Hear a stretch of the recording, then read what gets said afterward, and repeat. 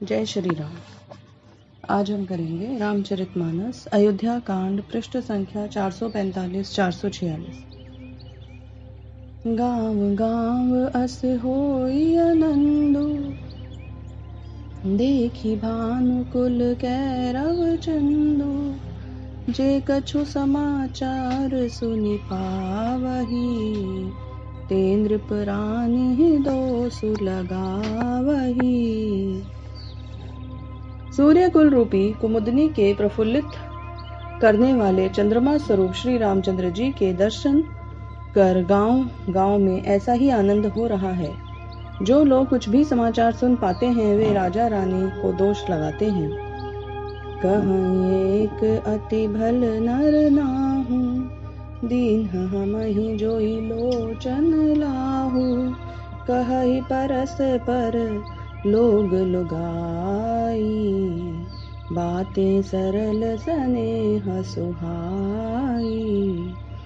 कोई ये कहते हैं कि राजा बहुत ही अच्छे हैं, जिन्होंने हमें अपने नेत्रों का लाभ दिया। स्त्री पुरुष सभी आपस में सीधी स्नेह भरी सुंदर बातें कर रहे हैं। ते पितु मातु धन्य जिन्ह जाए, धन्य सो नगरु जहाँ ते आए। धन्य सो देसु सैलु बन गाओ, जह जह जाहि धन्य सोई ठाऊ।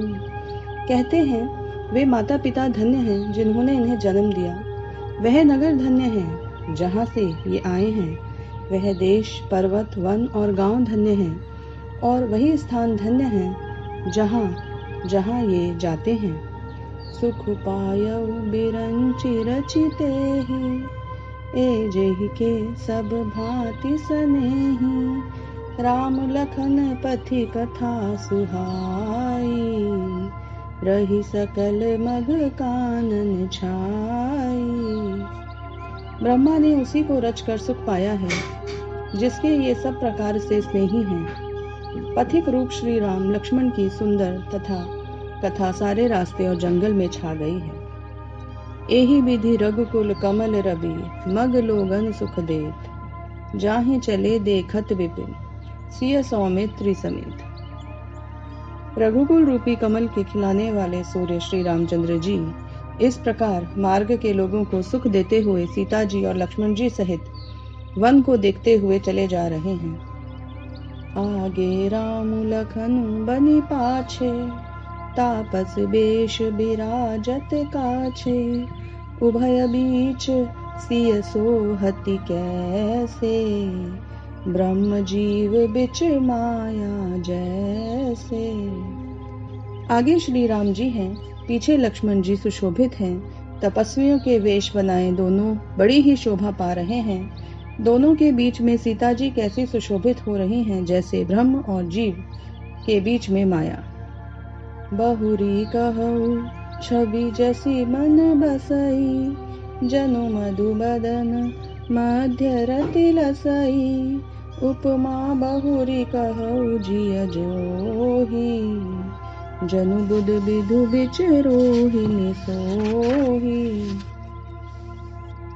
फिर जैसी छवि मेरे मन में बस रही है उसको कहता हूँ, मानो वसंत ऋतु और कामदेव बीच में रति शोभित हो।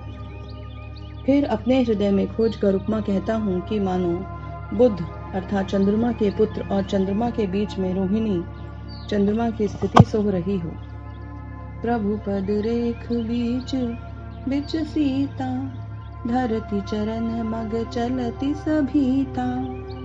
सिय राम पद अंक बराए, लखन चलहि मगुदाहिन लाए।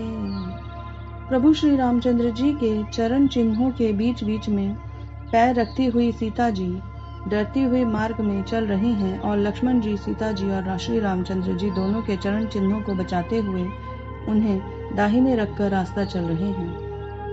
राम लखन सिय प्रीति सुहाई, बचन अगोचर किमि कहि जाई।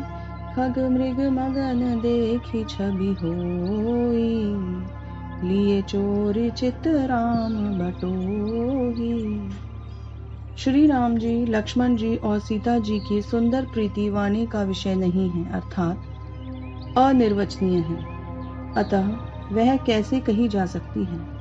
पक्षी और पशु भी उस छवि को देखकर मग्न हो जाते हैं। पथिक रूप श्री रामचंद्र जी ने उनके भी चित्त चुरा लिए हैं। जिन जिन देखे पथिक प्रिय, सिय समेत दो भाई, भव मगु अगम आनंद तेई, बिनु श्रम रहे सिराई। प्यारे पथिक, सीता जी सहित दोनों भाइयों को जिन जिन लोगों ने देखा, उन्होंने भव का अगम मार्ग अर्थात जन्म मृत्यु रूपी संसार में भटकने का भयानक मार्ग बिना ही परिश्रम आनंद के साथ तय कर लिया, अर्थात वे आवागमन के चक्र से सहज ही छूटकर मुक्त हो गए।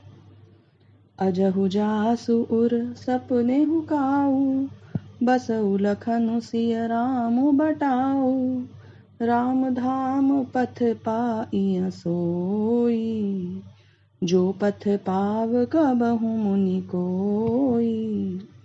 आज भी जिसके हृदय में स्वप्न भी कभी लक्ष्मण सीता राम तीनों बटोही आ बसे, तो वह भी श्री राम जी के परम धाम के मार्ग को पा जाएगा, जिस मार्ग पर कोई भी विरले ही मुनि पाते हैं।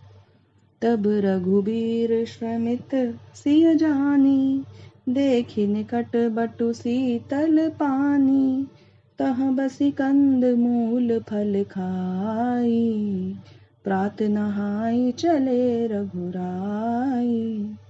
तब श्री रामचंद्र जी सीता जी को थकी हुई जानकर और समीप ही एक बड़ा वृक्ष और ठंडा पानी देखकर उस दिन वहीं ठहर गए। कंद मूल फल खाकर रात भर वहां रहकर प्रातः स्नान करके श्री रघुनाथ जी आगे चले। जय श्री राम।